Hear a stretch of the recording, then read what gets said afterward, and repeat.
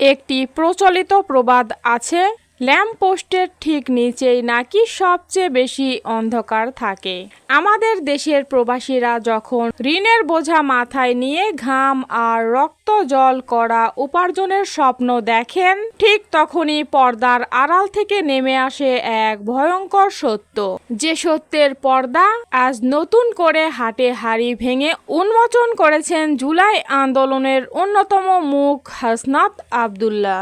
সম্প্রতি এক বিস্ফোরক বার্তা তোলপাড় সৃষ্টি করেছে পুরো রাজনৈতিক অঙ্গনে। ফেসবুকের দেওয়ালে তিনি যে সত্যের সন্ধান দিয়েছেন তা শুনলে চমকে উঠবেন দেশবাসী, থমকে যাবে রেমিটেন্স যোদ্ধাদের হৃদয়। হাসনাত লিখেছেন, মালয়েশিয়ার মানব পাচার ও শ্রম বাজারের সেই আলোচিত ভয়ঙ্কর খলনায়ক আমিন নূরের সাথে প্রধানমন্ত্রী তারেক রহমানের এক গোপন বৈঠক অনুষ্ঠিত হয়েছে। এবং আরো বড় বিষয় হলো, এই খবরের সত্যতা বাংলাদেশি অনেক গণমাধ্যম রহস্যজনকভাবে ডিলিট বা মুছে দিলেও বিশ্ববিখ্যাত আন্তর্জাতিক সংবাদ মাধ্যম ব্লুমবার্গ এখনো তাদের পাতায় সেই রিপোর্টের নথি ধরে রেখেছেন। প্রশ্ন উঠেছে, কেন এই গোপন বৈঠক? কেন আবার সেই পুরনো সিন্ডিকেটের পকেট ভারী করার পথ সুগম করা হলো? আর সবচেয়ে বড় কথা, তবে কি আবারও মালয়েশিয়ার শ্রম বাজারে একজন নিরীহ শ্রমিকের রক্ত জল করা উপার্জনের উপর বসতে যাচ্ছে 8 থেকে 10 লাখ টাকার দেনার বোঝা? আজকের এই বিশেষ প্রতিবেদনে আমরা বিশ্লেষণ করব সেই সিন্ডিকেটের প্রতিটি বিষাক্ত পাতা। গল্পটা আজকের নয়। মালয়েশিয়ার শ্রম বাজার মানে হাজার হাজার কোটি টাকার খেলা, আর এই খেলার অন্যতম মূল হোতা হিসেবে দীর্ঘদিন ধরে দুটি নাম ঘুরে ফিরে এসেছে। এক মালয়েশিয়ার নাগরিক আমিন নূর এবং তার বাংলাদেশি অংশীদার রুহুল আমিন স্বপন। আমিন নূর, যাকে নিয়ে বাংলাদেশ ও মালয়েশিয়ার গণমাধ্যমে প্রকাশিত হয়েছে শত শত অনুসন্ধানী প্রতিবেদন। 2021 সালের সেই কুখ্যাত সিন্ডিকেটের কথা কি মনে আছে? সেই সময় কর্মী প্রতি মালয়েশিয়া যাওয়ার খরচ সরকার নির্ধারণ করে দিলেও আমিন নূর ও স্বপন সিন্ডিকেটের কারণে একজন সাধারণ শ্রমিককে জমি জমা বেচে গুনতে হয়েছিল প্রায় 5 লাখ টাকা। অবৈধ বাণিজ্য এবং আন্তর্জাতিক মানব পাচারের অভিযোগে আমিন নূর একাধিকবার মালয়েশিয়ায় গ্রেপ্তার হয়েছিলেন। কিন্তু ক্ষমতার পালা বদল হলেও এই আন্তর্জাতিক মাফিয়াদের ক্ষমতার শেকড় কতটা গভীরে তা বোঝা যায় আজকের দিনটিতে এসে। আসুন এবার দেখা যাক সেই সিন্ডিকেটের ভেতরে আসল গুটিগুলো কিভাবে সাজানো হয়েছে। অতীতে আমরা দেখেছি আওয়ামী লীগ সরকারের আমলে এমপি মন্ত্রীরা সরাসরি নিজেদের রিক্রুটিং এজেন্সির নাম ঢুকিয়ে দিতেন। দুর্নীতি হতো একদম প্রকাশ্যে উলঙ্গভাবে, যার কারণে গোটা দেশ জুড়ে ঝড় উঠেছিল, তদন্ত হয়েছিল, অনেকেই শেষ পর্যন্ত জেলেও গিয়েছিলেন। কিন্তু আবার কি সেই ভুল থেকে শিক্ষা নিয়ে আরো নিখুঁত ও চতুর এক খেলা শুরু হলো? অভিযোগ উঠেছে এবার হয়তো কোনো মন্ত্রী বা শীর্ষ নেতার নিজেদের নাম সরাসরি তালিকায় বসানো হয়নি, কিন্তু সামনে রাখা হয়েছে ডামি প্রতিষ্ঠানকে। তালিকায় কার নাম এসেছে? হাসনাতের দেওয়া তদন্তের ডাটাবেজ বলছে যুব দলের এক সভাপতির স্ত্রীর মালিকানাধীন রিক্রুটিং এজেন্সি সুযোগ পেয়েছে।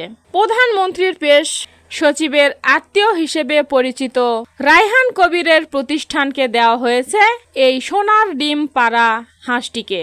এমনকি প্রয়াত এক প্রভাবশালী আওয়ামী লীগ নেতার স্ত্রীর নামে থাকা প্রতিষ্ঠানকেও রাখা হয়েছে নতুন এই তালিকায়। অর্থাৎ রাজনৈতিক মেরুকরণ যাই হোক না কেন, লুটে পুটে খাওয়ার টেবিলে আওয়ামী লীগ, যুব দল কিংবা প্রভাবশালীদের আত্মীয় স্বজনের হাত মিলে গেছে এক বিন্দুতে। নাম বদলেছে, ব্র্যান্ডিং বদলেছে, কিন্তু শোষণের মুখগুলো রয়ে গেছে। একই ঘটনা কি শুধু স্বজন প্রীতিতে সীমাবদ্ধ না, এর চেয়েও ভয়াবহ তথ্য লুকিয়ে আছে গভীরে, যা প্রকাশ করেছেন হাসনাত আব্দুল্লাহ। 2025 সালের 19 মে ঢাকা রিপোর্টার্স ইউনিটে এক চাপা উত্তেজনার পরিবেশ তৈরি হয়েছিল। সেদিন সিন্ডিকেট বিরোধী আন্দোলনকারীরা, ব্যবসায়ীরা যখন সংবাদ সম্মেলন করেছিলেন, তখন তাদের উপর চড়াও হয় একদল অস্ত্রধারী ও সন্ত্রাসী। অভিযোগ রয়েছে সেই হামলায় নেতৃত্ব দিয়েছিলেন ছাত্র দলের কিছু সাবেক নেতা। আজ দেখা যাচ্ছে সেই হামলায় অভিযুক্ত ব্যক্তিদের সাথে সংশ্লিষ্ট 3টি এজেন্সিকেই মালয়েশিয়ায় লোক পাঠানোর কাজ দেওয়া হয়েছে।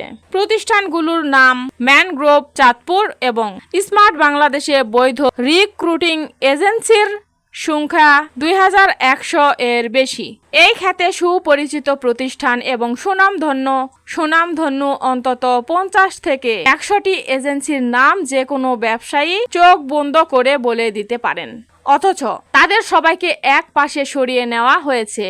এমন সব অদক্ষ আর বিতর্কিত প্রতিষ্ঠানকে যাদের নাম এই খাতের সাধারণ ব্যবসায়ীরাও কোনোদিন শোনেনি। কোন যোগ্যতায় নির্বাচিত হলো? এরা কি ছিল? এদের অভিজ্ঞতা কেবল রাজনৈতিক আশীর্বাদ? এদের একমাত্র যোগ্যতা Bangladesh association of international recruiting agency অর্থাৎ বাইরার সাধারণ সদস্যরা গত 19 আগস্ট একটি জরুরি সংবাদ সম্মেলনে এক মারাত্মক তথ্য প্রকাশ করেছিলেন। তারা হিসাব করে দেখিয়েছিলেন আগেরবার রিক্রুটিং এজেন্সিকে সিন্ডিকেটে ঢোকাতে যে প্রবেশ মূল্য বা ঘুষ দিতে হতো প্রায় 5 কোটি টাকা, এবার সেই দাম লাফিয়ে বেড়েছে প্রায় 17 কোটি টাকায়। চিন্তা করতে পারেন, একটি এজেন্সিকে সিন্ডিকেটে ঢুকতে যদি দিতে হয় 17 কোটি টাকা, তবে সেই টাকা আর তুলবে কার পকেট থেকে? কোনো নেতার পকেট থেকে? কোনো আমলার অ্যাকাউন্ট থেকে? না, এই 17 কোটি টাকার বোঝা শেষ পর্যন্ত গিয়ে চাপবে আমাদের গ্রামের সেই হত দরিদ্র কিশোরটির কাঁধে, যে নিজের পৈতৃক ভিটামাটি বন্ধক রেখে মায়ের হাতের শেষ চুরিটি বিক্রি করে প্রবাসে যাওয়ার স্বপ্ন দেখেছে।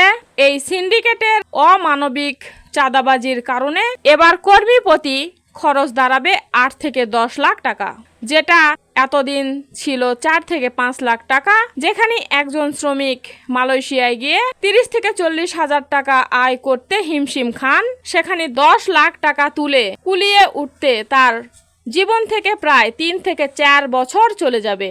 এ যেন সরাসরি দাস প্রথার এক আধুনিক ডিজিটাল সংস্করণ। তাহলে আজ আবার যখন সেই একই স্টাইলে মাত্র 25টি এজেন্সির হাতে পুরো শ্রম বাজারকে তুলে দেওয়া হচ্ছে, তখন কার স্বার্থ রক্ষা করা হচ্ছে? কোন দেশের 2100 এজেন্সির জন্য মুক্ত বাজার উন্মুক্ত করা হলো?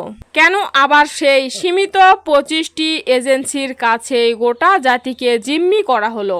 আমরা ভেবেছিলাম নতুন রাজনৈতিক বন্দোবস্ত আমাদের এক নতুন ভোর উপহার দিবে, যেখানে কোনো মাফিয়া থাকবে না, যেখানে কোনো সিন্ডিকেট থাকবে না, কোনো দালাল চক্র প্রবাসীদের রক্ত চুষে খাবে না। এমনকি একটা সময় এই সিন্ডিকেট ব্যবস্থা ঠেকানোর দাবিতে শ্রম বাজার কিছুদিন বন্ধ রাখা হয়েছিল, কারণ কোনো রাষ্ট্র তার নাগরিকদের এভাবে কোনো মাফিয়া চক্রের হাতে তুলে দিতে পারে না। কিন্তু আজ হাসনাত আব্দুল্লাহর সেই পোস্ট আজ আমাদের এক আয়নার সামনে দাঁড় করিয়ে দিয়েছে।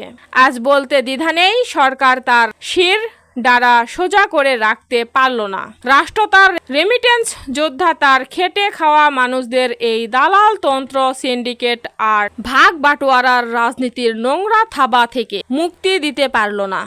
বাংলাদেশ আবার ফিরে গেল সেই অন্ধকার গুহায়, যেখানে প্রবাসীদের ঘাম আর রক্তের বিনিময়ে লেখা হয় কয়েকজন কোটিপতি বিলাসী জীবন যাপনের স্ক্রিপ্ট। এই প্রবাসী কল্যাণ মন্ত্রণালয়ের প্রতিবন্ধী নুরুল হক নূর, যার জীবন যাপনের পরিবর্তন হয়েছে, তিনি এখন হেলিকপ্টারে চলাফেরা করছেন, কিন্তু তার প্রবাসীরা এখনো সিন্ডিকেটের জাতাকলে বন্দী। প্রিয় দর্শক, বিষয়টিকে আপনি কিভাবে দেখছেন? আপনার মন্তব্য কমেন্ট করে জানান, আর ভিডিওটি ভালো লাগলে অবশ্যই শেয়ার করতে ভুলবেন না।